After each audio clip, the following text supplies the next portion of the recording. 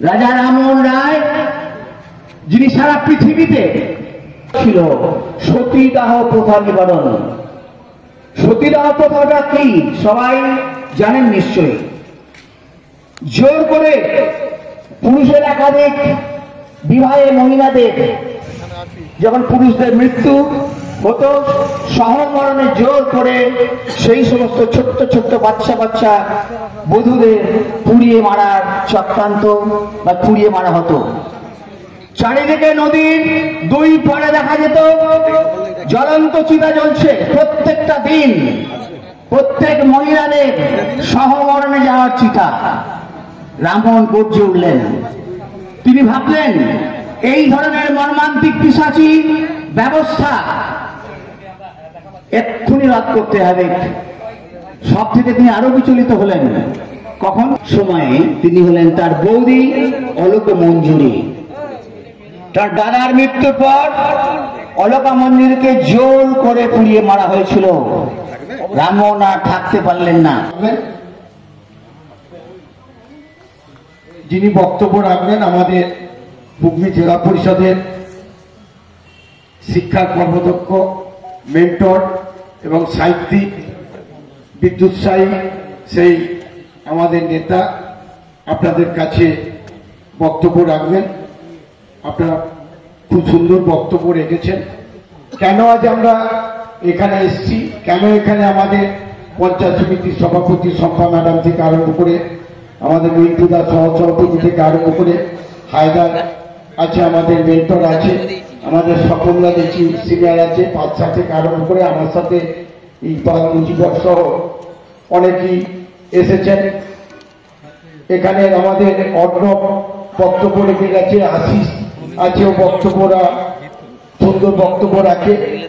আরো অনেকে আমাদের রাজা রামমোহন রায় যারা অনুরাগী তারা অনেকেই এসছেন, আসছেন, যাচ্ছেন।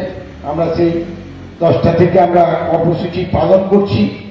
আপনারা জানেন যে সে মধ্যপ্রদেশের শিক্ষামন্ত্রী যে আমাদের রাজা রামমোহন রায়ের নামে যে কুৎসিত কথা বলেছে তার এতে আমরা এখানে এসে গর্জে উঠেছেন আমাদের মাননীয় মুখ্যমন্ত্রী মমতা বন্দ্যোপাধ্যায়, গর্জে উঠেছেন আমাদের দলের সেনাপতি অভিষেক বন্দ্যোপাধ্যায়। আমরা আমাদের নির্দেশ দিয়েছে, আমরা এখানে এসেছি। পরশুদিন এখানকার যারা দায়িত্বপ্রাপ্তরা আছেন তারাও এখানে দেবাশিসরা কর্মসূচি নিয়েছেন। আমরা এসে দলের তরফ থেকে আমরা এখানে কর্মসূচি নিয়েছিলাম, আমরা বিক্ষোভ জানিয়েছিলাম। আজকেও আমাদের খানাপুর 1 নম্বর ব্লকের যারা দায়িত্বপ্রাপ্ত তৃণমূল কংগ্রেসে আছে তাদের উদ্যোগে সেই শুভেন্দু অধিকারী যাকে সেই মহিদুল যাকে করছে সেই মহিদুলও এখানে উপস্থিত আছে, অলোক থেকে আরম্ভ করে সকলেই আছে। তাই বক্তব্যকে আমি দীর্ঘায়িত করবো না, অনেকে চলে যাবেন। শুধু আমি একটা কথা বলবো যে বাংলার মাটি শক্ত ঘাঁটি। বাংলার মাটিতে যদি তোমরা সেই আকর্ষণা কাটতে আসো, এই মাটিতে তোমরা কোনো দাঁতই ফোটাতে পারবে না। কারণ এ মাটি হচ্ছে সেই রবীন্দ্রনাথের মাটি, এ মাটি হচ্ছে রামকৃষ্ণের মাটি, এ মাটি হচ্ছে রাজা রামমোহন রায়ের মাটি, এ মাটি হচ্ছে বিদ্যাসাগরের মাটি, এ মা শারদার মাটি। আমরা বাইরে গেলে আমরা যখন বলি আরামবাগ মহকুমার মানুষ বলে হ্যাঁ তোমরা রাজা রামমোহন রায়ের ওখানে বাড়ি, ঠাকুর রামকৃষ্ণ দেবের ওখানে বাড়ি, বিদ্যাসাগরের ওখানে বাড়ি।